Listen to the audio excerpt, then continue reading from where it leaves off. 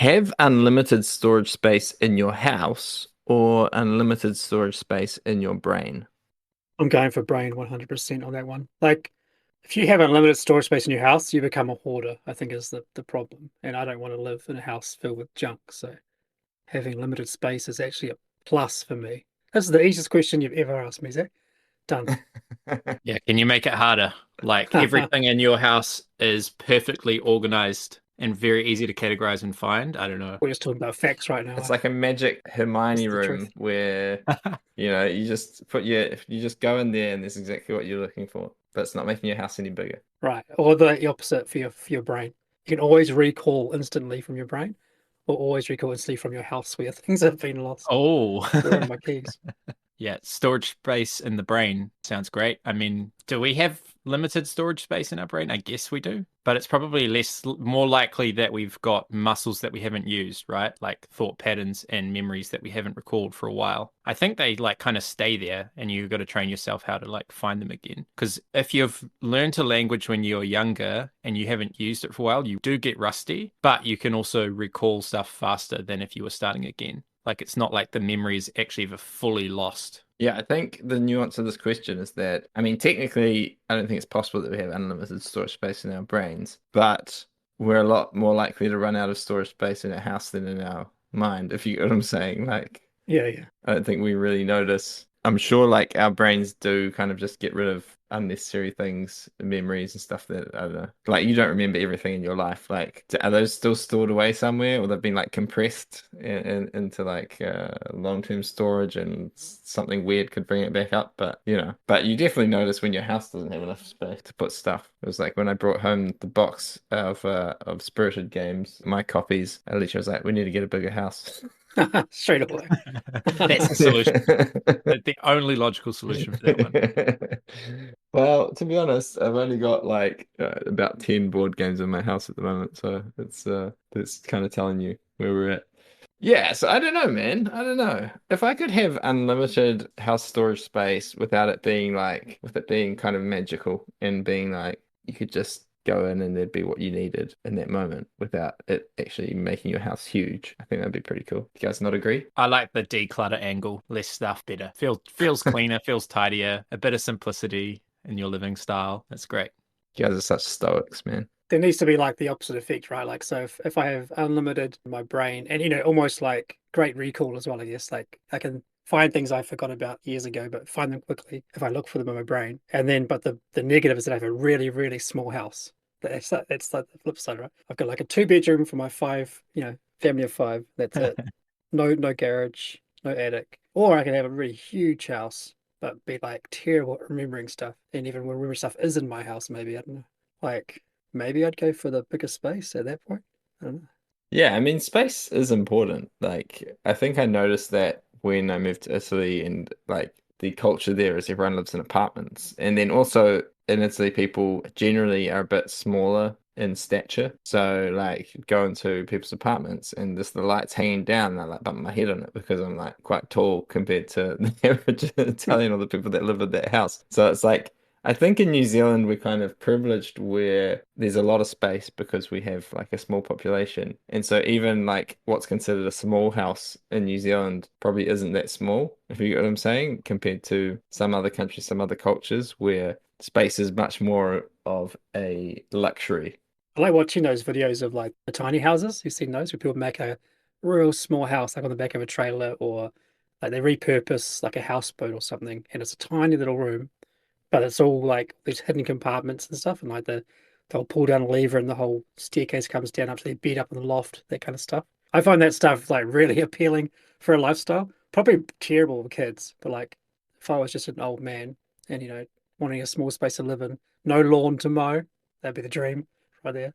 And like just enough Maximizing space for space. stuff. Like I love those clever little like space optimizers. So It's just like a game for you, right? It's yeah, just that an one's my efficiency brain. puzzle. How much can we fit into this little storage Can you board? live inside the Tetris game, is what you're saying. Yeah, Like, that's right. yes, that'd be great. There's cool videos, similar videos about some of these Japanese apartments. Yeah. You know those buildings that are kind of like on an intersection that is not like a cross intersection. It's more like, there might be 3 or 5. Like a slice of a pie. Yeah, and so then the building's shape is like a wedge, and it comes Yep. to this like triangular bit at the end. I saw one about this Japanese apartment where the person lived like right in that edge triangle, and it was just such a tiny apartment, and it's so awkward. Like, what are you going to do in that pointy bit? There's like hardly any space. It's really, really interesting. They just kind of learn to live around it, I guess. Small spaces. Yeah, I'd rather live in that than have barely any like space in my brain and can only recall the last week or something. I'd rather have a tiny house. Tiny house, big brain. That's where I'm going. Zach's like, no, tiny brain, please. Oh, But then you don't have any space to keep your books to make your brain bigger. What books? I mean, how are you going to learn? The internet. Oh, there we go. Well, didn't I say in like another podcast that I wanted to like forget some books so that I could read them again or something like that? So, maybe He can't remember. maybe I don't want that storage space. Maybe I just want it till I finish that book series, that TV series, and then I can just erase it and start again, As an aside, like there are so many of these questions that after answering them on the podcast, I come to completely regret my decision. So like one of them was the one about food and drink, like which would I go without? All my food in liquid form. Of course I want solid food, like I was trolling. But that one that you mentioned there, that one about being able to forget stuff or have like perfect memory, I still would go with perfect memory. But the one thing that I didn't even consider in that question is when it comes to playtesting, like multi-hand playtesting, if you could immediately just forget stuff, you could play like these bidding games, you could play like these area control games multi-handed and just forget what the other person that you're also playing as has. That's like a great use for that ability. Then it comes around to your turn. You forget what you were planning to do with the other person, and then Yeah. using Exactly. the Men in Black zapper between each turn, right? Yeah. Yeah. That'd be legit. That's how I play games normally. Just You don't compartmentalize your even mind into four Yeah. people, multi-personality. Shem and I were playing a drafting game the other day, and there was this card that just kept going back and forth because you would draft, but you would also add one card to the pool each time. So it wouldn't just like run out of cards. And there was a card that went back and forth between us like 6 times, and I mentioned that card, and he's like, "Oh, I didn't even realize that card kept going back." He would never choose it. He didn't want it, but Well, these are good options. Haven't seen these before. Yeah. Welcome to the Lens and Veil podcast. Join Shem, Sam, and Zach as they dive into a design-focused analysis of the Kennerspiel nominees for 2026.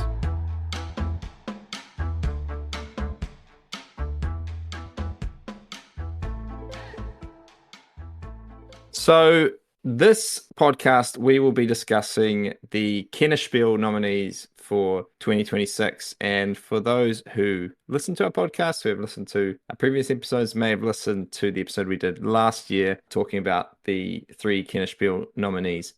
So the nominees this year are Rebirth, Boss Fighters QR, and Moon Colony Bloodbath. So we're going to give a brief overview of each of the games, talk about a little bit about what we thought about them because we've played them all. And then in our final segment, we will kind of give our predictions, our opinions on who we think will win, who we would give the prize to if we were the judges, and which game basically we like the most, which one we want to win. So that will be our final segment, but we'll start off with Rebirth. So Rebirth is a new tile laying and kind of network building game from Dr. Reiner Knizia. He's, renowned for his tile laying games and easy access kind of games, family games, as well as some of his heavier stuff too. But this is set in a kind of dystopian world in the future where there's been some sort of calamity and civilization is in shambles, as it says in the intro. And we are now set to kind of rebuild Scotland or Ireland on the other side of the map.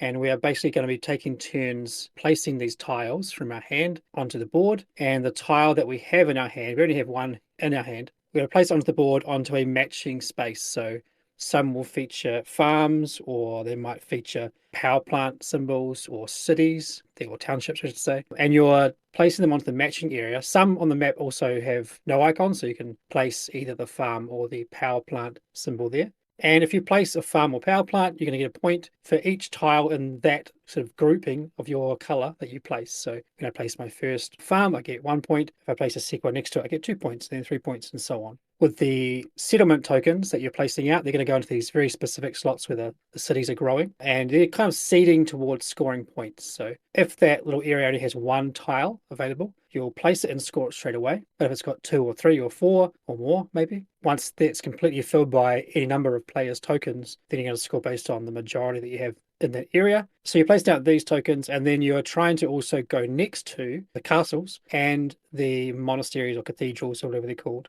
in the game. So you're trying to gain kind of control by scoring points with your farms and power plants. You're trying to get points by having majority in these city town areas, and also throughout the game try and place next to, if you can, every castle and every cathedral that you can place next to gain little benefits. And the reason you're doing this, other than points, every time that you place next to a castle, if you then have the most around that castle of all players, you gain your little castle piece and you put it on top, and that's going to be worth, I think, from memory, 5 points at the end of the game. If you place next to the cathedral, the first time you place next to one, you draw a little card. This is going to be either just some flat points, or it's going to give you a little objective to get more points. So this might say, have the most tiles around this specific castle or this specific cathedral, or have like 9 adjacent tiles down the coastline or something like that, some sort of objective to try and pull off. So there's a good incentive to kind of rush these things to get these objectives so that you can complete them early game rather than get them late and going, that's impossible, I can't do it.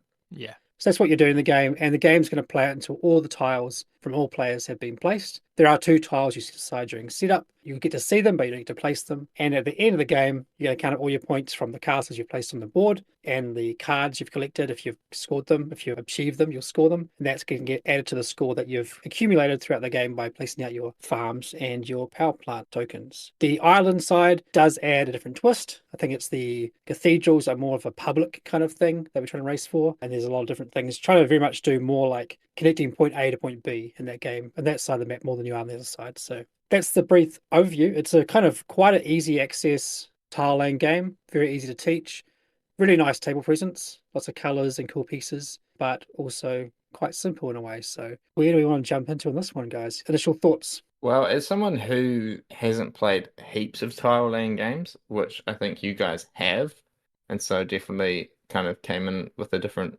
baggage of experience, but I haven't played a ton of them, to be honest. I thought it was really nice. It was really nice looking. It was really easy to play because you just placed out one tile per turn and got the points or whatever you got. There's a nice kind of mix of like tiles that just scored you points, tiles that gave you these other objectives, tiles which you're kind of like trying to area control on the towns and that sort of stuff. So, I really enjoyed it. Like, I wouldn't be hype about it or go out and buy it personally, but I really enjoyed it and I would be happy to play it anytime kind of thing because it was just a nice experience and easy to play. I understand why it has been nominated for the Kennerspiel because of these reasons, because as kind of an intro for me, I guess, not an intro, but like as someone who hasn't played a lot of games, playing that one as a tile placement was like, yeah, this is a really nice game. Kind of felt like going back in time a little bit playing this game, not in terms of the look. In fact, the look is very modern. It's very like new school of game aesthetic, right? It's very pretty artwork and all that stuff. A wonderful presentation, nice components, all of that. But in terms of the gameplay, very simple rules, quite high interaction for how simple the rules are, and just very simple turn structure. So if you like your old school Euros by Reiner Knizia, he's kind of staying true to his style from, I don't know, is it like early 2000s, 2010s, that kind of thing? So it feels nostalgic if you've played, I mean, it is a tile placement game, but it's not a tile placement game in the whole Tetris kind of style where you're rotating tiles and trying to fit them in the right spot. The placement rules themselves are very simple. But yeah, and the fact that the game has really clear interaction, like blocking of spots, trying to win the castles, and very simple turn structure, to me, that feels like the old school style of Euro design, which I don't use that as a negative thing. I actually kind of use it in a positive light. We work alongside Emanuele Ornella, who is very proficient at designing in this style, and it's quite hard to come up with these really clean mechanisms that just work so well. Yeah, right. It's not really tile laying. I mean, you are placing a tile every turn, but it's almost like you're drafting, right? Like every turn you get to select one of the like how many there are places on the board to claim as your own. No one can ever take that from you. So it's like there's no covering of pieces. Let's just say roughly, I don't know, 70 to 80 slots on the map that you can claim over the course of the game. It might be like 20 or 30 pieces per player, maybe. And you are going to be just selecting which one you want each turn. There's no rules around like, oh, once you've placed your first one, you have to branch off from there. You can go anywhere you want, Right. so long as you follow the rule of your tile that you're placing. I didn't find it too overwhelming though, despite that. Like you would think, like I've got this one piece that can almost go anywhere. You'd think it'd be like, oh, well, where do I put it? Like it could go anywhere. But as soon as you start placing down those energy and those farms, you've already given yourself incentive to place next to them again, like straight away, which I thought was good. The other thing I liked was how as you got those sort of objective cards from the monasteries or cathedrals, whatever they are, they will straight away give, or not always, but quite often give you some kind of purpose to go somewhere else. Like, you know, you get one that's like, oh, you had the most pieces around this castle. Well, now you know you're going to buy that castle straight away because that may be worth whatever it is, 5-6 points or something. So, like, that was a nice way of giving little player direction things throughout the game. And you are encouraged to kind of rush those. So, I think there was one space, maybe two spaces on that first map we played on the Scotland side, where there's like one spot that's next to both a castle and a monastery. So, like, that's like the prime spot to go straight away because you're like, you claim the castle, you get a card, and then you're set to like do some more stuff. But yeah, it's not really tile laying in the fact like Carcassonne kind of style or World Wonders, where that's the kind of tile like I really enjoy. Where it's like you are doing the Tetris thing, you are thinking about adjacencies, and there's restrictions and rules to follow for each thing you do. I love that because it's more of a puzzle. This was far more like it's kind of area control, but like very not a very like friendly feeling kind of area control. Like we're absolutely competing. A bit like Loot in that way from last year. Right. Absolutely competing on the map, but yeah, it's kind of feels peaceful in its own weird way. The more I think about this game, the thing that impresses me the most is the thing that I would never do in the design of this game. And that is, at the end of your turn, you draw one tile, and you only have one tile in your hand. And so on your next turn, you must place that tile. And to me, at first, that sounds like very low agency, right? Like, what if I want to place a settlement? What if I want to place an energy farm? I have to place this food farm? What do you mean? Like, where are my choices there? But the choice is in how big the map is. The choice is in, well, am I going to contest someone else's area where they're pushing food farms? Or am I going to start my own area? Or am I going to power up my area that I already am in? Or am I going to go next to a new cathedral and get myself a new in-game scoring objective early so that I can actually plan for it, right? I think there is actually so many decisions just with the one tile that you must place, which I think is really cool. And you, as the player, you're trying to make the best of something that maybe isn't the thing that you would have wanted, but you're trying to make this energy tile or this food tile, whatever it is, do as much for you as you can. The other thing which is so good about this is with the settlement scoring as well. The fact that we're waiting for the last settlement to go down before that ends. It means we get in the spot where I might have to wait 5, 6, or 7 turns before I pick up a tile that is allowed to place in a settlement. And I really want to finish that one off so that I can score all of the points or piggyback off you and prevent you scoring all of the points. And that kind of like that tension around will I pick up the thing that allows me to do the thing I want to do and not knowing if the other players are going to be able to do that is actually really cool. It actually drives a lot of the fun and excitement of this game for me. And on the flip side, that was also like a slight negative in that the second play we had on the island side where I think I'd drawn about 20 tiles and 2 of them were settlements. Yeah. For the first half of the game. And it was like, and a lot of the objectives that we wanted to claim were settlement based. So, I mean, I still did, I still won, but I felt Get on my level, guys. Come on. There we go. Well, I felt very much blocked out from that as a decision. Like I couldn't Right. actually do the things that we were meant to be doing. What I do like about the settlement tokens, though, is how they're weighted. Like I think it's from 1, 2, 3, and 4 icons on them. So you draw your one, you're like, oh, do I put this somewhere like just randomly, or do I use it to finish off a place so I get some more points? Then you draw your 4, like, oh, well, I should try and use this a place that's going to give me majority because it counts as 4, presents, whatever. So within those things, there's quite a cool decision, but definitely you're at the mercy of randomness a bit with the tile draws. Yeah, and that's why I say, like, this is something I would never do. Yeah. Right? Like, I would never do that in a game because the player can't opt into the thing that they want. But it created so much tension. It created so much excitement on each draw. Like, am I going to get the thing that allows me to do the thing I want or not, No. I think like going off what Shem said before, he's like, I didn't get any settlements and then I won the game. It's like, yeah, because he kept on picking up the farms and it was this weird thing around the scoring system. And I think if you're really good at this game, you're really going to be trying to block each other with the farms because I think the farms have like the ridiculous potential for scoring. Because basically you score for as many adjacent ones as you have when you place one down, and can't remember how many of each type you get, but like if you can do a full group like of them, 12. yeah, it's like a lot of points. And even there was like an objective in the second game, in the island game, that was basically like something like have two groups of three, I don't know, wind farms. And then like Sam did the math and he's like, actually doing it that way is going to score you less points than just having a group of three and just doing another, another four next to it. Like even the bonus points you got from doing that objective was actually going to give you less points than if you just ignored the objective and just kept on building them next to each other. And that was kind of like, oh man, I feel a bit trolled by the game for doing that, because Yeah. like generally when you're playing a game and you get an objective, you just think like, oh, the game's telling me to do something that's good for me. Yeah. But I felt like the actual scoring system was like, oh, actually, probably ignoring the settlements and just trying to build a big group of farms is probably better than going for the settlements. Like, I felt like a lot of the things, or going for the cathedrals, for example, that you're giving you this like objective that was potentially getting you to do something that was much less efficient than just building farms next to each other, if you get what I'm saying. So, like, from that point of view, if I went back and played it, I might be wrong because I've only played it twice, but it did feel like, oh, a lot of the things that the game's telling me are good things to do might not actually be the optimal way to play the game. Do you get what I'm saying? Yeah. You trust that if they design this objective, that it's worthwhile.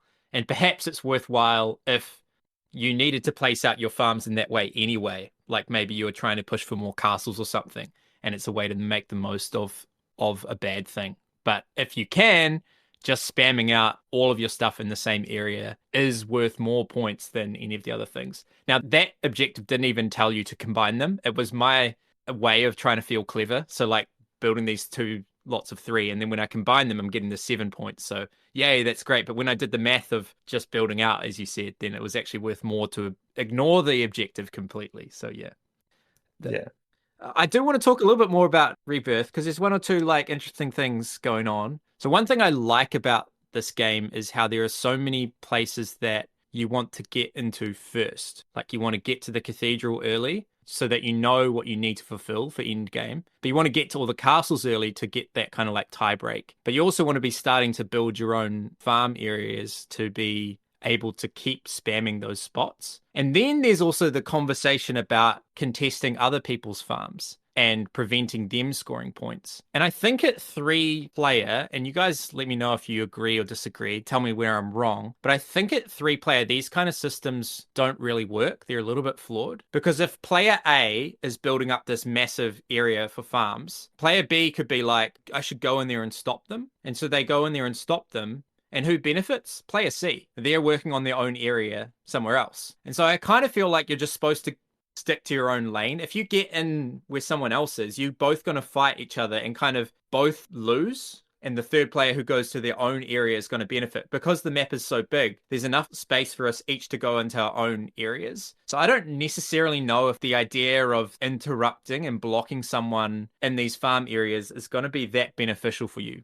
What do you guys think? I think there are other things at play though, like there's just placing down a token to block someone is probably not going to move. But if it's next to a castle, or if it's next to a monastery, or if it helps fulfill your goal on your card, then that's a good thing to do. So yeah, there is probably that at play. I've always seen there's two ways of this thing working. The one is where the player who does their own thing and is not interacted with wins the game, or the player who has the most interaction wins the game, which is the Hansa Teutonica kind of thing. And like I much prefer the other side of that coin, where it's like if you can keep your thing going uninterrupted, then you're rewarded because at least you're in control of that. Whereas the other side of it is like if people interact with you and you win, because they interact with you, you win. It's like, well, if no one messes with you, you're not really at fault, but you lose because there's no benefits to people not messing with you. So it's like there's two different kind of systems I've seen like this. And I definitely prefer the one where it's like if you're left alone, you do better.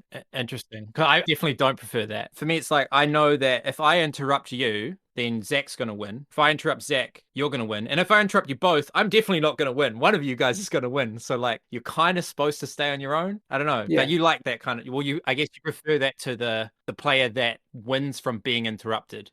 Well, the Hansa one is like, he's talking the ABC thing. It's like you're player A. If you go mess with player B, you're probably having player B win. You're definitely not having player C win. And that's the flip side. It's like, Yes. if Yeah, no I see what one, you're saying. if A and B just keep going at it, then C has no chance. Whereas in this one, in Rebirth, you're kind of encouraged to hit player B, then player C, then player B, then player C, and try and balance things out. So, yeah. I kind of disagree on the Hansa thing because I think in Hansa, it's about forcing people to interact with you so that you get a benefit out of it. But you can't always do that in the game. That's the thing. Well, I mean, if you see they want to finish a little area, if you place something, they're gonna have to get rid of it to be able to finish that road that they've been working on, right? Like you can generally like see where people want to go and try and force them to interact with you to some extent. And you're right, like maybe the balance isn't completely right, and maybe someone who has done their road and you think someone's going to take away your cube and get you more cubes, but then they just don't, they just go somewhere else. So yeah. You can't force them to take away your cube, but you can play in a way that makes them want to interact with you, if you get what I'm saying. So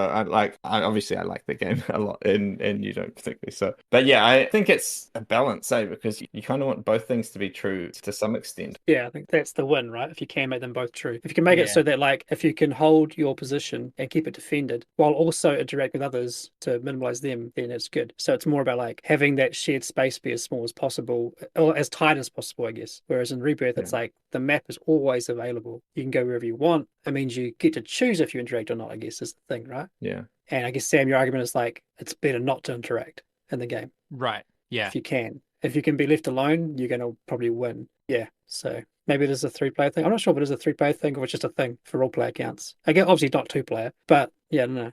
Yeah, I think it's probably 3 and 4-player thing. Like blocking someone, they've already benefited more from that spot than you have. And so you've slowed them down, but the person that you didn't block is going to benefit. And you're definitely not benefiting from blocking them unless you somehow, as you say, manage to swing the castle and the cathedral and somehow make it work for your plan. But yeah, that's just one kind of like minor nitpick with this style of game. And I think it comes from, it's actually the same system as in Architects, really, of the cascading rewards, same as in Skara Braid, in complete different ways. But like when you've got one of the thing, you get one. When you got 2 of the things connected, you get 2. 3 of the things, you get 3. You always need a way to reel that in, either via other players doing that or by scarcity or something else. And it's just so efficient to just be uninterrupted that like you need to try and a place where you can be uninterrupted. And then we all kind of just handshake that. we do that together. And that for me isn't the funnest version of the game. Yeah. We should just play Go instead, right? But that's a 2-player game, right? So this is very much what it feels like, that kind of area control by placing your things down and trying to have your group and surround other people, block them off when it's not blocking you. And once again, you're right. It's like a 2-player, maybe it can work perfectly, but once you get more players, then that system starts to not work. We've played these kind of games plenty of times, the 3 of us, and it always comes up where like Sam will do a move and it's quite clear that Sam needs to be stopped by his next turn. Zach's up next. Zach's like, yeah, Shem can take care of that, and just leaves me to take care of it. That's always the case. That's Zach will never police anybody. 100%, man. This might be trick-taking games. It could be anything, and like it's always a thing. You don't want to be the player that has to police the other players. 100%. Yeah, if you like that feeling, try playing Oath. I mean, that was a huge part of our design of Chaos Order, was like people need to be policed, and we want to make it so that you get rewarded for doing it, right? We wanted to make there be reasons for policing people that were positive reasons, not just negative, not being just like, oh, I need to stop this guy from winning, but like, well, if I go get that thing that I want, I'm actually going to be slowing him down as well. And I think, I mean, that's with Architects, with the, selling the workers for coins as well. It's kind of like, can you incentivize the policing to an extent that it's not like just being mean, but it's kind of there's something positive happening. So and then someone can role play as the police, and then they just take it on to their persona, like an Architects. Right, I've got a capture engine. Let's go. Gonna round you all up. Yeah, exactly. One last thing I want to highlight, and I know we've gone on long with this game, but I think it's cool. And as I said, the more I think about this game, I like it a little bit more in reflection, in hindsight. But it obviously didn't wow me. But the settlements, right? This idea that we've got this kind of little area majority thing that could trigger the moment the last settlement tile is placed. So in sizes of 1, 2, or 3. And what I like is that if you do all of it, you score all of the points. It works super well for me. Like, I've played lots of games where there's this kind of semi-co-op thing going on where the player that does the most of something, they get to take the card, and then everyone else that contributed, they get something. But what can happen in those styles of games is the reward for finishing something off, the little like contribution reward, when you know that you cannot possibly win because the person that contributed first has done too much that you can't surpass them. Sometimes those things just go unfinished because it's not compelling enough for you to go in there and help them out and finish the thing off. And games that have this mechanism, they can kind of come to this little like standstill where no one wants to finish that thing off for them. And so they kind of have to do it on their own. But I really like the threat of the player that started it could finish it themselves and get all the points. And then you're like, well, this person is definitely going to finish this off and they're going to get so many points. So I'm going to finish this off and benefit. And I think that that's just a really nice way to drive the incentives for players to cooperate in those areas. I think it's really cool. Can I throw out a hot take for you guys? I don't know if this game would have been nominated if it wasn't designed by Reiner Knizia. We're getting spicy. That's hot.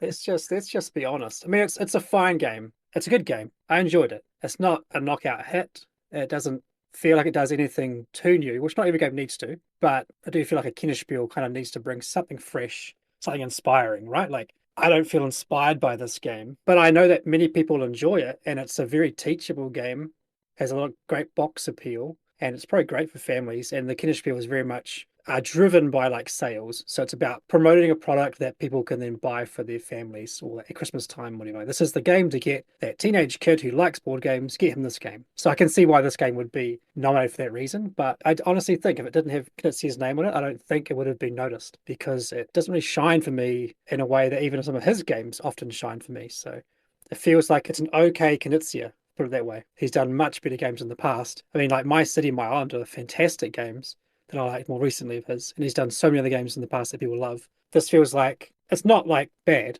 It's not like I've played some other ones. Some of the other games he's done were like, this is just outright bad.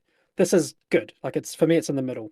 But I don't think the Kennerspiel should be games that are just in the middle. That's just my opinion. Yeah. And I think that his name elevates it to why it's been noticed. So there you go. There's my hot take. You can respond if you want to.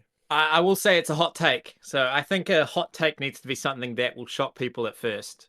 I think a lot of people don't understand that. It needs a hot take needs to get a reaction. And at first it's like, that's quite spicy. That's throwing some shade. And then another thing that makes a good hot take is then after you've made the take, you give a reason that actually makes sense. And if you can win people over, that's the best hot take. Like it has maximum shock value. And then it actually ends up being quite reasonable once you've actually proved your case. So, like, I see where you're coming from. I'm not fully, like, 100% on board that is true. I know that, like, the game looks amazing. It's very easy to teach and learn. And there are layers to the game that kind of have come out more the more I think about it. But, yeah, I agree with you. It's not bringing that much new to the table. It hasn't inspired me. But I think that's also true of lots of the Kennerspiel nominees over the last, 5 or 6 years. Perhaps, like, yeah. Sam's hot take. The Kennerspiel nominees over the last 5 years. Haven't inspired me? How's that a hot take? They haven't inspired me. It's an opinion. Like, it's just about me. But even Loot, like Loot, I guess is in a similar space to this. But Loot felt fresh. Like it felt like it was doing something new. Right. And like presenting a different playground to play in. Whereas Rebirth to me feels like I've played this game before. Well, so did Faraway, right? Faraway was very fresh, yeah. Yeah. Yeah. Now I'm with you on that. Yeah. I think why I think it's been nominated for the Kennerspiel, how the game looks is amazing, I reckon. And I remember when it was like on Kickstarter or whatever it was on, I see lots of games go past on Kickstarter and it's like, whatever. I had a look at that one because I was like, oh, this looks really cool. It looks really interesting. And then I think what Sam was saying before about having the one tile, I think it just makes it very accessible game to teach people to buy for family members because it's like the decision space. Imagine if you always had 3 tiles. Yes, for gamers, it would probably be like, oh, I prefer that. But you've got 3 different tiles. And now suddenly you can place like anywhere on the island. Do you get what I'm saying? I know exactly what you're saying, but that was done 26 years ago with Carcassonne, so it's like it's been done before. Yeah, okay. You're right. It's nothing fresh, but yeah, I do really want to know and understand. Like maybe I should have done my research before doing this podcast the second year, but know and understand what the Kennerspiel is really for. Like, because I feel like in previous years. Like the year that you were nominated, Shem, was Raiders of the North Sea, which was doing something quite cool and new with worker placement.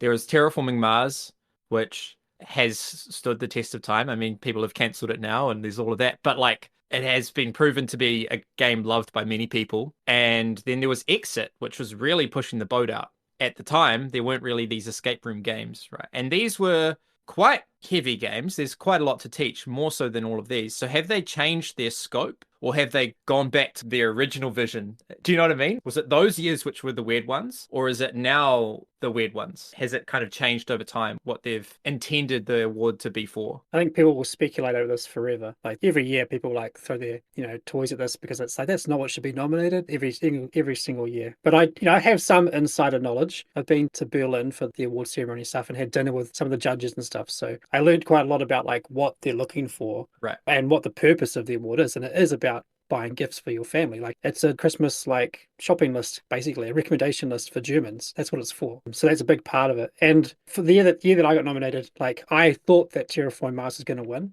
because it's such a huge game back then, and even is still now. When Exit won, obviously, personally, I was like, but I love those games. Like I've bought them all and I've played them all. They're fantastic. Yeah. So like I could see why either game could have won. But a little bit of inside knowledge for you. After the ceremony, after like the awards, was like nibbles and stuff. And I had someone from Cosmos come up to me. I don't know who they were actually. Don't know who they were by name, but they were someone who was either owner of Cosmos or high up at least. He just said to me, like, if your game was with us, you would have won. I was like, okay, right. And that kind of gave me insight to like, it's a business thing as well. Like, if they're going to let something win the Kennerspiel or the Spiel, they need to know that the company behind it can just produce like 100,000 units. Right. On a whim. Like it's reliable.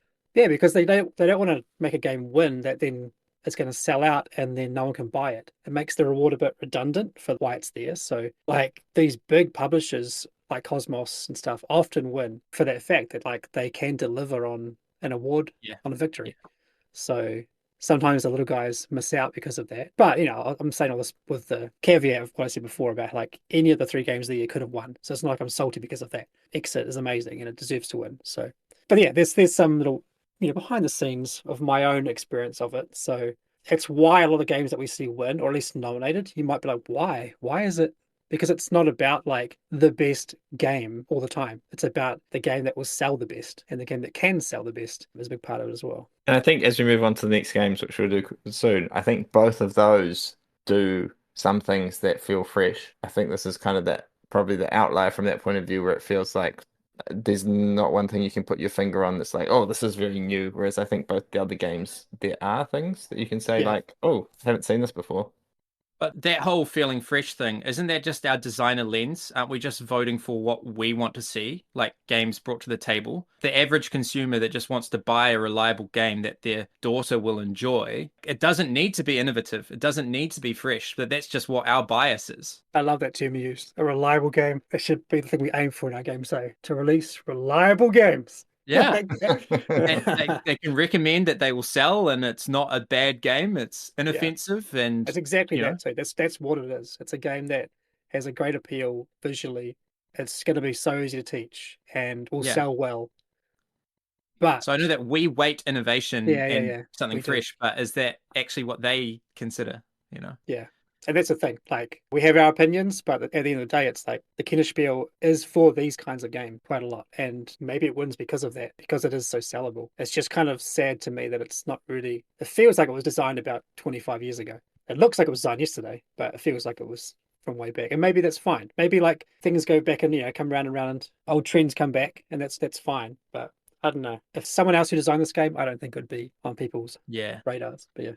I think the thing about this conversation, which is so interesting to me, is that I think us as gamers, we want the Kennerspiel des Jahres to be something more, because it's the award with the most prestige, like that one and the Spiel des Jahres. Like there are no other board gamers awards. No offense to, the Golden Geeks, they're great as well. They're probably the next. And there's also Dice Tower Awards. There's all these other awards. But there are no awards that come close to the prestige of the Spiel des Jahres. Do you guys agree? Yeah, totally. Yeah. And so we want an award with prestige that we respect to kind of like document the history of our hobby, to put these real key moments into the timeline when this is the year that this game came out. But there are not ones with the criteria that we want with the prestige of the Spiel des Jahres. So we kind of want one that has that prestige. And I actually really like when a game is voted for by a panel rather than by a popularity contest, because the Golden Geek is a popularity contest,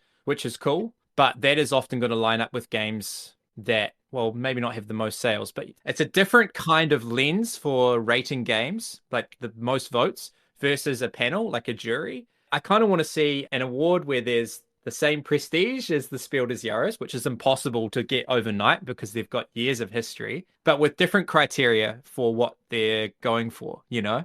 What do you guys think? No, I agree. Yeah. Just doesn't exist, though. Doesn't exist.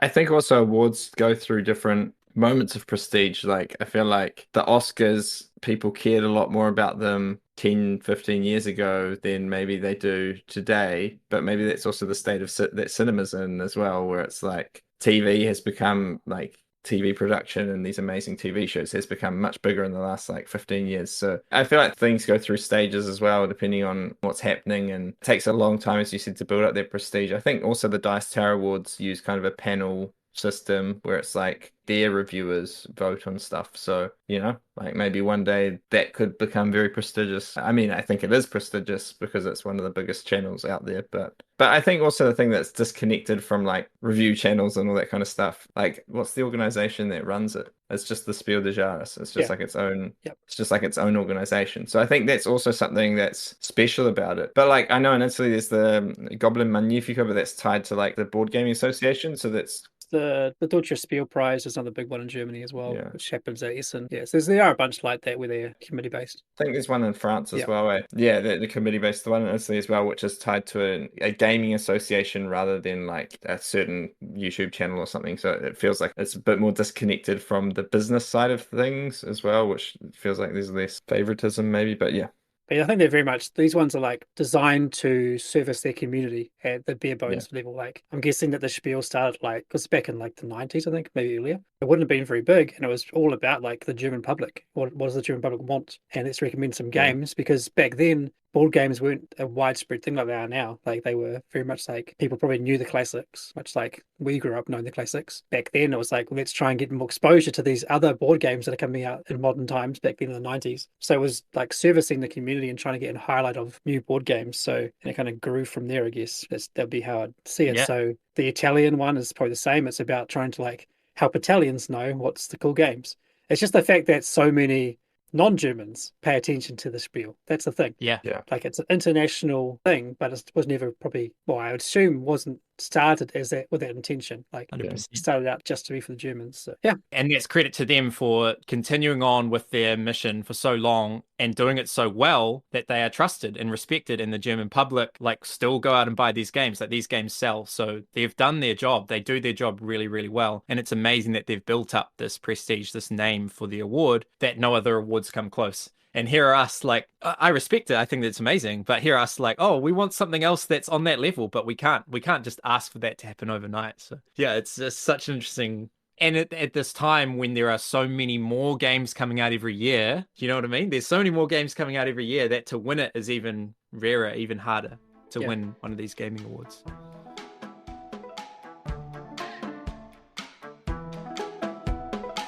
All right, so the next game that we're going to talk about is Boss Fighters QR, and I assume that the QR stands for QR code because you're going to be scanning a lot of QR codes in this game. Now, this is a very app-driven game. It's like a deck-building boss fighter where you're going to be drawing a certain number of cards. You have a certain number of actions you're going to be playing out in turn order. But the unique thing about this game is that you're going to be scanning QR codes to do everything because it's an app-driven game. And we played with an iPad. I imagine lots of people play with their phone or whatever, but we had the iPad in the office in the middle of us. And basically when it was our turn, we'd grab the card we wanted from our hand, put it over the camera to scan it, and the iPad would resolve everything for us about how much damage we did. It would tell us the damage we'd take. It would tell us the negative effects we'd take. And basically you have up to 4 players. There's 4 different characters that you can choose, and you can mix and match them with 4 different classes. And that's going to give you a kind of starting deck and your starting health and your how many cards you're going to pick up. And as the game goes on, as you defeat bosses, you basically get to open these loot packs, which have some extra cards you can get, sometimes upgrade your character or your class. I don't know if I really need to say anything else about it. It's quite simple. There's a few different like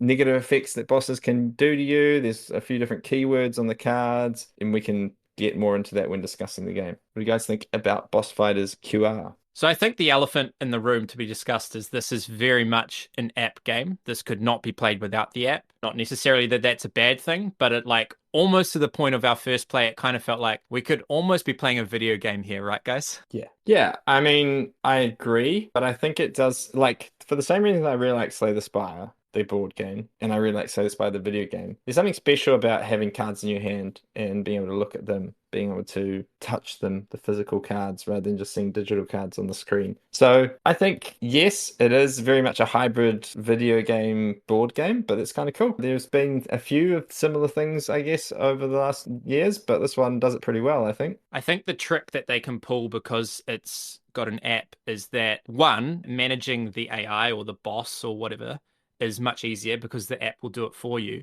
But 2, it can have specific triggers that the player doesn't know about that will do something. So, for example, like some bosses, when you hit them with a particular type of attack, they're going to strike you back and retaliate. But you might not know that. Whereas if this was run by a deck of cards, if it was just a standard like analog co-op game, you'd at least get a hint. You'd have to have a card or a deck of cards that says, when you hit them with a melee attack, flip this card over. So you know that doing that thing will do something. But with the app, you don't know, you have no idea that that's going to cause it, right? And so it means that each boss, there's a little bit of a puzzle to solve to know what's going to infuriate them, what's going to taunt them and enrage them and cause them to do something. Like, I think we found out that one of the bosses, I'd like built up a deck to shield everyone, and I was kind of like, supportive and just making sure no one was going to take damage. And one of the bosses would kill my card anytime I shielded someone else that wasn't myself. And so I like ended up with no cards, and I didn't figure out why this was happening until like I think Shem made the point that that was why it was happening. So it's really cool that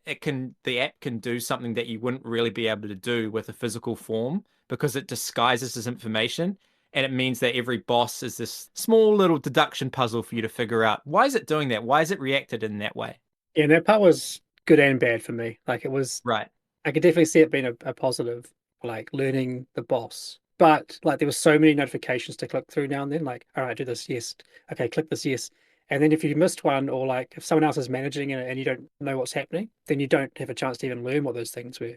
So you're kind of oblivious to them unless you're really paying attention. And we only had 3 of us. Imagine having like 4 around the table and having kids involved as well, which feels like this is pitched more towards a family. Having kids involved, like, are they really going to take in that knowledge and absorb, like, oh, don't play those kind of trick, those cards or whatever? Like, I think it's going to feel more random than anything. Yeah. But it's kind of cool that it's there in a way that it's like advanced players can try and like min-max and learn the system. On the topic of like the elephant in the room, like it's going to definitely brush some people the wrong way, how much this is dependent on the app. But I will say, I think this game deserves to exist. Yeah. Like, it's a game for this era and this time. Like, obviously video games have been around for a long time now. They're very much part of our culture. And there is definitely a shift towards like more time around the table.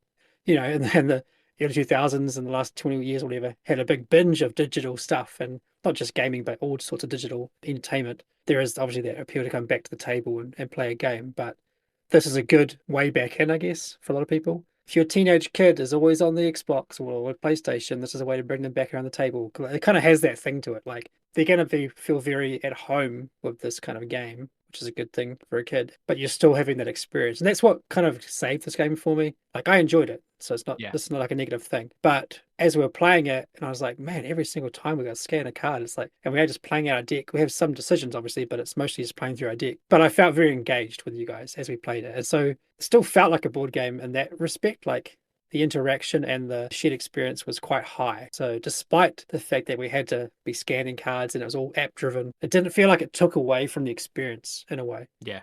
Like some other games, like I love Lord of the Rings, Duties of Middle-earth, like, and that's got an app as well. It's app driven. That one works really well. But I have played other ones where the app gets in the way and the player who's controlling it knows what's going on, but everyone else doesn't know. Maybe Lord of the Rings is because I'm always controlling the app. But Like, like ones where it's like off the side and it's kind of just a thing that no one knows what's going on. You can kind of feel like it's ruining the experience. You're so tired to always looking at the screen all the time. The fact this is like the iPad or whatever is the center of attention in the game, and everyone is always interacting with it. Every turn they're putting a card in front of it, doing stuff, kind of makes it work. Because this is definitely like this. There's a high chance that this system could not work. It's just like there's too much app, but I think they've done a real good job of it. Yeah. They've done it the best way you probably could do it, to have this much digital Yeah.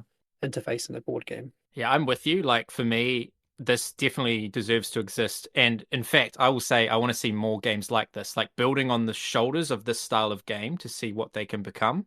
This feels like it's just scratching the surface. Like they didn't really have animations, they didn't really have cool music. There was a little bit of background noises and stuff, but I think that kind of thing could be really cool for not having to run the AI. And yeah, I really want to see what can become. But I know that there will be people that love board games that want to get away from screens for a reason. This probably isn't for you. But some people are really hardline about that use of apps in games. For me, I don't draw the line that strongly. Yeah, I think it's kind of good in this time when people, when they play games together, are generally in their own houses. I feel like when me and Sam were younger, when we were teenagers and we play video games together, we'd all come around to each other's house and like set up your computers next to each other.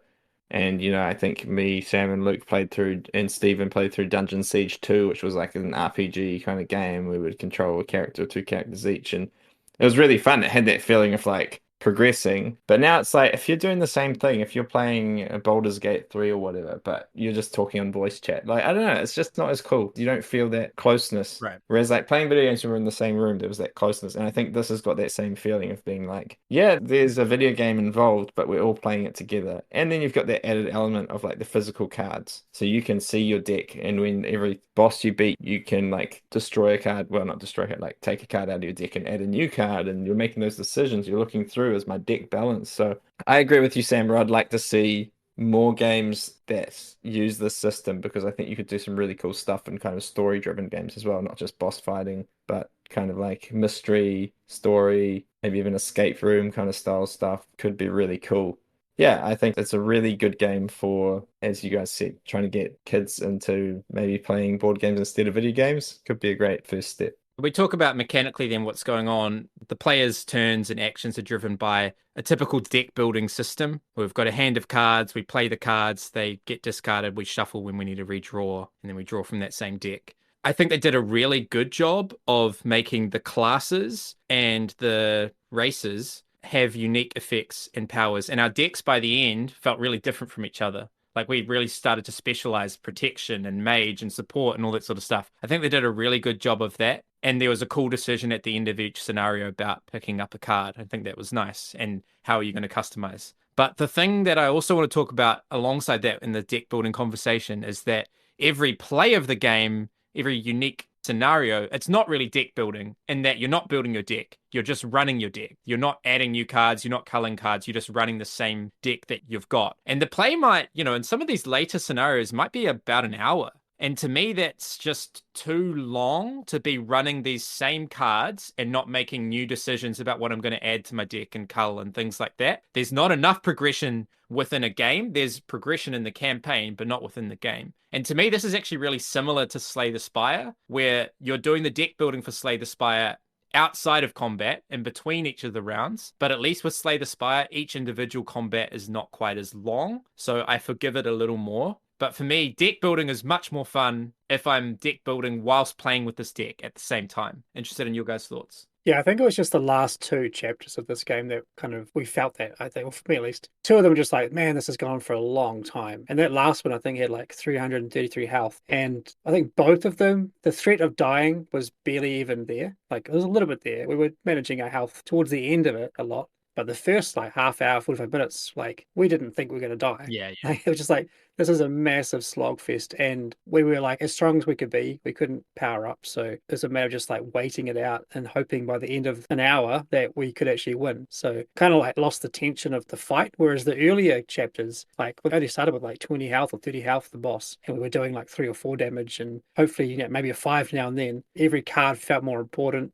every round felt more important of the combat. I think the second to last one also was there was like no rounds in the battle. Yeah. It just felt like this long drone of like round and around and around and around. And then you look at the health and it's like, has it moved? I don't think it's moved. And it's round and round, like, Yeah. just like it went on forever. Right? So you definitely. You've played the same card like 10 times. The one thing I said to know? Zach as we were playing in that last one, I think, across the table was that what I appreciated was that while, yes, we were seeing our deck like in its fullness at that point, it brought a new system which was kind of frustrating, took cards out of your hand into this lost pile. But then I kind of appreciated it because it did actually make your deck not its full self as you're playing. So you weren't just like, oh, yeah, I've got my perfect, set of cards. I know how they're going to play. It was this constant like, oh, that card went away again. The fourth time I've lost that card. It was really frustrating. But I think it was kind of like it saved that repetitive feeling from the game a bit, where you didn't just have the perfect deck of cards that you built over the last few scenarios. You were at the mercy of like, oh, I don't have that cool card this time. Yeah, kind of talking about that, that's one of the things that I appreciate about Slay the Spire. It's like, yes, you can build these crazy combos, but if you create a crazy combo, you're going to finish the game really quick because your combats are just going to be over quickly because you've come up with the awesome combo and it's just wins you the game. And it's kind of like a comment that Sam makes often about like, when someone's so far ahead that it's obvious that they're going to win the game should be over. It's kind of like that same feeling of like, if you're super powerful, you should be able to end it. Yeah, that's your reward. Yeah, exactly. The problem was with those last boss fights, it's just like, as you said, we're as powerful as we're going to get, but it was just a marathon, and it was just like, it took a little bit of the fun out of it. But like, it's a very safe deck builder, and by doing that, it's hard for them to be unbalanced, if you get what I'm saying, because they haven't made a million possible cards and a million directions you can go in. You only really add one card each round or whatever, so. Yeah, I actually quite liked the card systems in the game. Like, there was 3 different types of attacks. They each had their own supports, which supports are basically like, this only goes through if a previous attack of the same type has been cast. Like, that was a very clean system. The supports were generally stronger. So I've got this 4 attack on melee attack support card, but it's going to do 0 if no one plays a basic attack first. So, like, that was cool. There's 3 of those, like 3 classes of attacks. Then there was the protection class. Lots of cards gave protection. And that was basically it. And then there's a bunch of cards that just did crazy stuff. Lots of them gave you like, and do another action, or and let someone else do an action. And that's like where the fun was, I think. Like, there were some rounds where my whole hand was just like 3 damage, 4 damage, and that was it. I have 3 actions, and I'm probably just doing 3 damage, 4 damage, 3 damage, and that's my round. Whereas like the rounds when you're like, I just played 7 cards in one turn, is essentially one action. Yes, it was a lot of downtime for other players, but it was super fun as a player. Just like, all right, play this, now I play this, now I play this, and boom, boom, boom. And you feel like you've done heaps of stuff. You've done like a bunch of damage because you could play other cards, as bonus effects and stuff. So that was like the real fun part for me, was the combos. But you definitely noticed when they were missing from your plays. Like, so you had some turns that were like, your turn was cool, my turn was just play one card, and it's not that fun.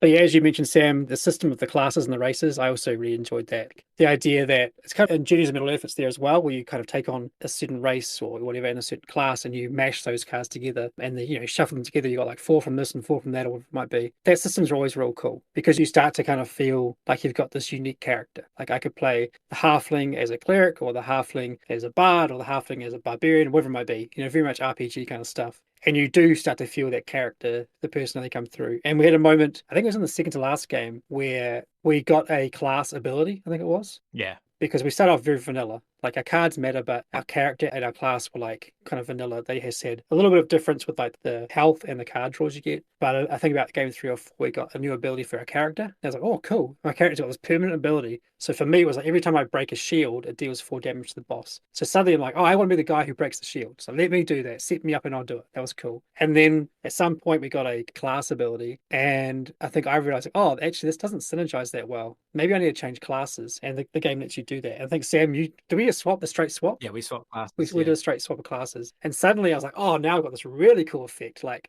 all these things can pop off. I've got this extra cool card that I got from the draft, which also changed into these 3 things. And like, you kind of feel excited because like, I've got this amazing combo, and at some point it's going to come out. But that was all driven by the classes and the races and how they can interact. So I can imagine playing again with like completely different combos and feeling very different, which is a real plus for the game.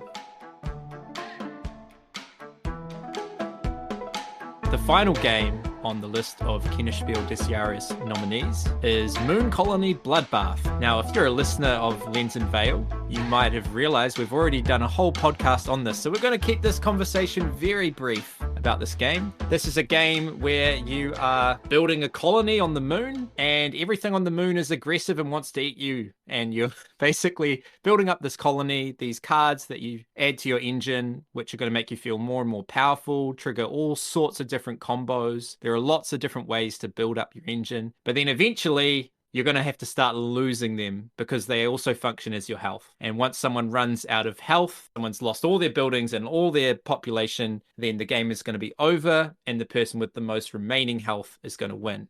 So it's this game of an ebb and flow where you rise and you feel really, really powerful, and then you start falling. And then you get these little moments of being able to come up for air and get a little bit stronger and buy yourself a little more time. But your demise, your colony's destruction is inevitable. And it's this game that we talked about on the podcast of kind of like shared suffering. It's a game of shared suffering, right? You get these cool moments of feeling powerful and getting to run your engine and lots of combos and chains. And then you also get that co-op type moment, that co-op type feeling of getting crushed by the game and wanting to come back and do better. It is full competitive, but it feels co-op in that sense, in that we're all kind of next to each other suffering together. We loved the game. We think it's really innovative. Have you guys had any changes in opinion or thoughts on this game since having played it, since having discussed it on the podcast last time? I just want to play it again. That's my only takeaway, is that like it's been a while and I'm really excited to play it again because it's also very fast playing. So often like you might really like a game, but then you realize, oh, but it is 2 hours long and I have to make time for that. Whereas this is very fast. And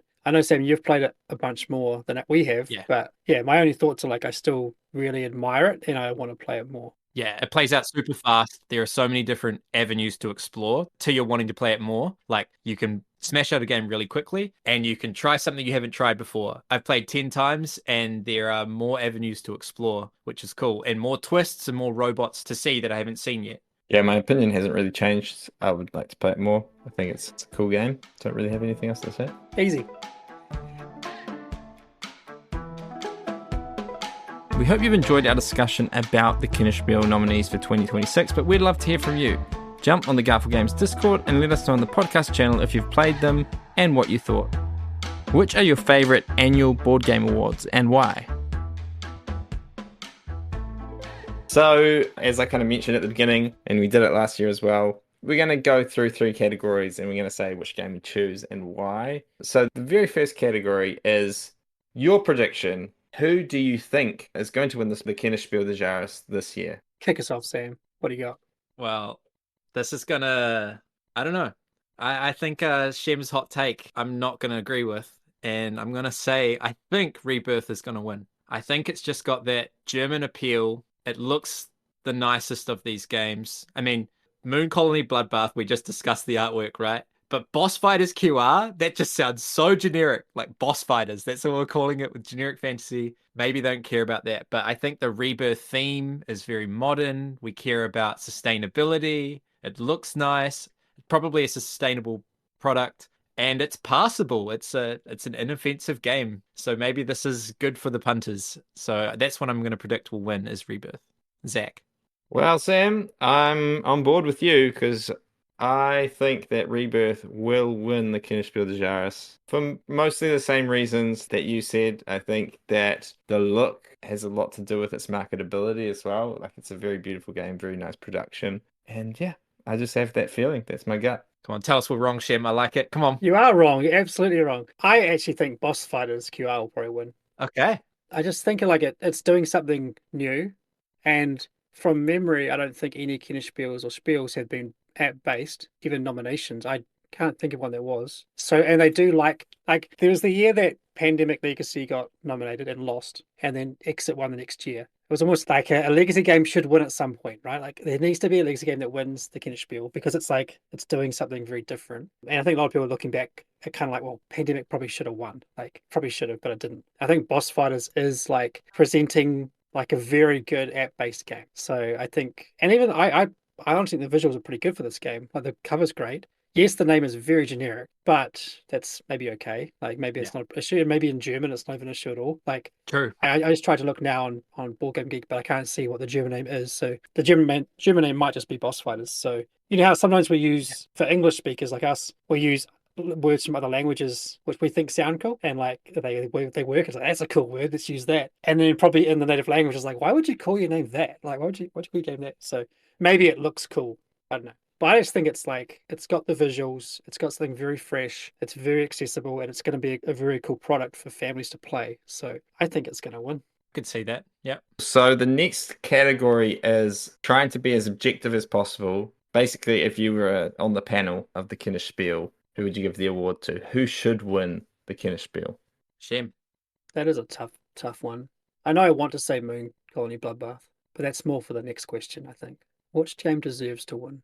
Oh, With our own made up criteria in our head for what exactly. the panel is looking for. Yeah. Okay, so knowing what they're looking for, I'm going to go with Boss Fighters again because I think it's doing everything that they want. It's sellable, it's approachable, it looks great, and it's bringing something a little bit fresh. So lock it in. Yeah.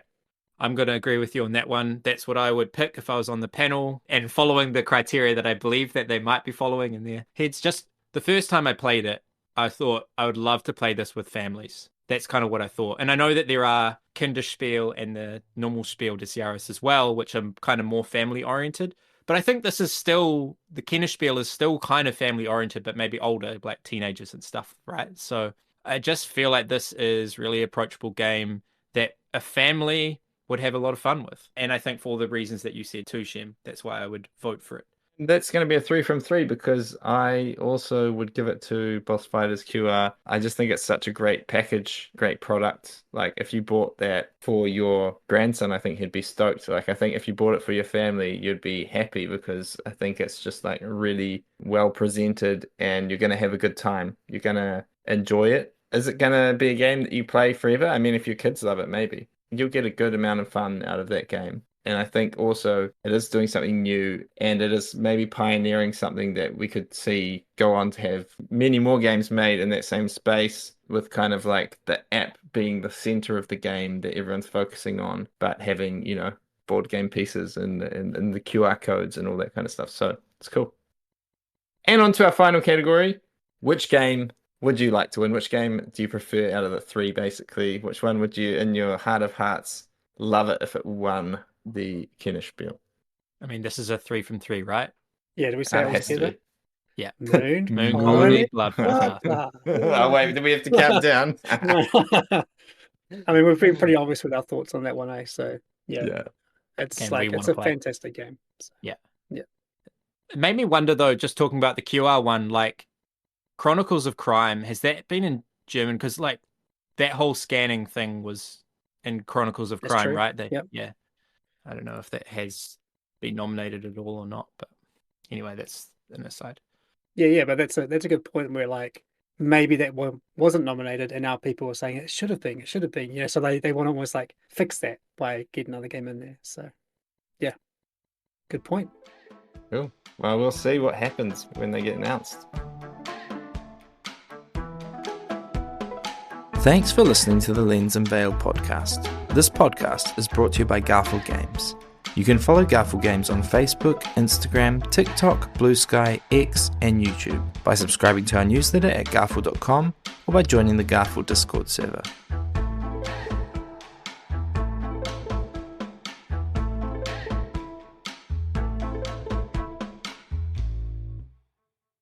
The nominees are Moon Colony Bloodbath,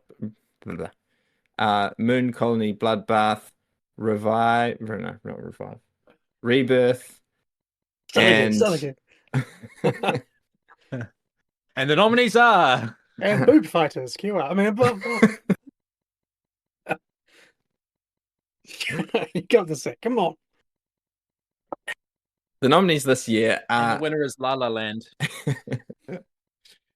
what was it? Moon something or other. That one. It was supposed to be Moonlight, but they said La La Land. Oh my goodness. Speaking of Moon Colony Bloodbath. Wait, I should say them in the order that we're going to talk about them. What order are we talking about them?